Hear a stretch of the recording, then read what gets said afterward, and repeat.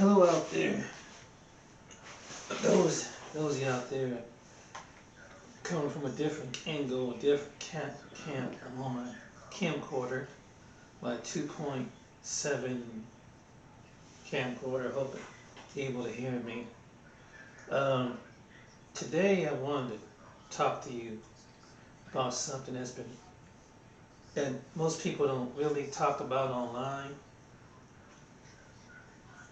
and it's concerning people who come from overseas, who some here live in the United States as well as overseas. And what is the latest thing? And it's probably been going on for a while. Uh, about 2 weeks ago, um, this person who I go to church with, um, at, I've been going to this church for the past 5, 6 months, right? So this particular person, and they're most of them are immigrants from Africa, and it's not just Africa, but it's just, well, in this case, this is Africa, but there is a sense of there was a sense of urgency, and the urgency was he needed some someone like a sister to him who needs citizenship. Mind you, it caught me by surprise, and I didn't know this was still happening. But the reason why they're very tough on immigration laws is because there are people who still trying to convince people who have citizenship here to be a citizen here on a false pretension of marriage. And he seen I was a single guy, and I'm like one of the only black Americans that's in there. The rest of people probably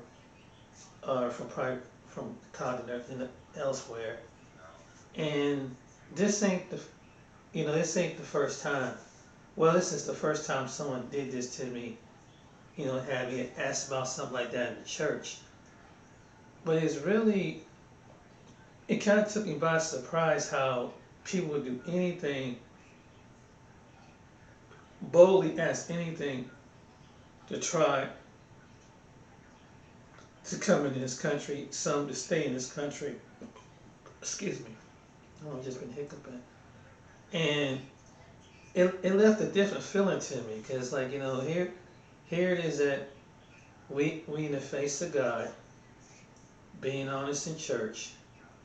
And so, for a brother that asked me something like that, it kind of threw me through a loop. It was someone. If I met a stranger offline, and you guys probably, I don't know if you ever been on dating sites, or you've been on a social thing like Facebook or Instagram, or sometimes AOL, or Yahoo. You get these people from Russia. And sometimes they come from Russia, they come from West Africa, and they convince you, here they're attracted to you, and really they're not attracted to you. They just see that you're an easy face. And I'm a low key guy, and this happened before, and it's funny. It's something how the way people do anything just to come into this country.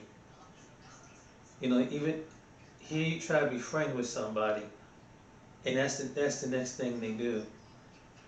And it left a dent in me. So my advice is be careful. And if anybody from here approach you about offering you money to help some relative of theirs come into the United States, don't do it, because you're putting yourself legally illegally at risk.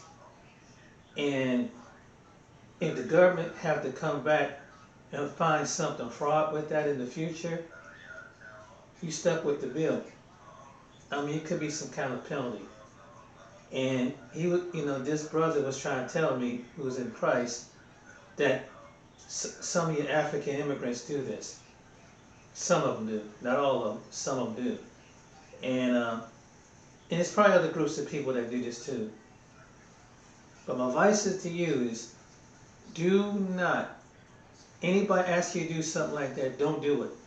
Whether it's in this country or United States or overseas, because they have really strict law, and it can cost you a heavy fine, and it can cost you some money. Because there was times, you like to meet people overseas and establish a friendship, and I met people that haven't done that, that's from overseas. But I've also get when you meet a new so-called friend, and I'm an older male, and it's a young, pretty young female. It's obviously, in most cases, most of the times, you just think, well, it's just someone just reaching out. But it isn't, from what I've seen from the previous video, that there are people that are willing to do anything, give money, get citizenship, just to come into this country. And so I just want to if you're a man or a woman, don't let someone play your emotions. Don't let somebody manipulate you that way. I mean, luckily, and it's almost kind of make you leery about talking to people, because after something like that, you just see how cold and low that some people are. But my advice is don't do it. If someone come to you and ask you, can you sponsor my sister, my brother, something like that? No. Because they usually for your citizenship. A friend of mine has told me yesterday. This guy he's an American guy, black American guy, married this woman from, I think she was from Ghana, and she broke his heart. They got married. They under the assumption. They have a baby. He practically raised the child. And after he got after she was married with him for about she left him. She got what she want out of established here in the United States, and she left him brokenhearted. And so he wants to go see his son. His son rejected things that he gave his dad give him. It was really a sad case. And so if you ever taken out, this is for men, my age and older, younger, and if his women listen to this, if you meet somebody in a different country, take the time to know them and get to know them for who they really are, and see, because I have people try to speak sweet rap to you, say, oh baby, I love you, you're the type of man I want to be with, and they say all the good talking points, but it's on the wrong motive reasons. And they just find somebody, basically they find what they call a sucker face. And it's messed up, because just because it's like, it's kind of make you sad that you don't even want to be nice to somebody, because people think that you got a sucker face. I mean, it's crazy. But it left and I don't know, right now, sooner or later I would have to talk to the pastor about that and tell him what my experience is. And I was kind of debating on it, because, this is someone who's next to him in the pulpit.